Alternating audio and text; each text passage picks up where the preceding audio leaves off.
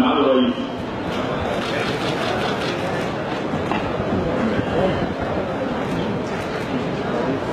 اتفضل يا استاذ.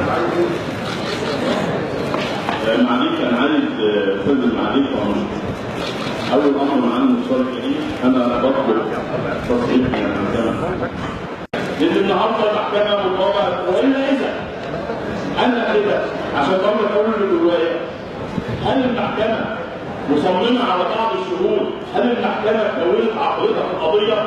لو المحكمه كونت عقيده في القضيه يعني ما صدقنا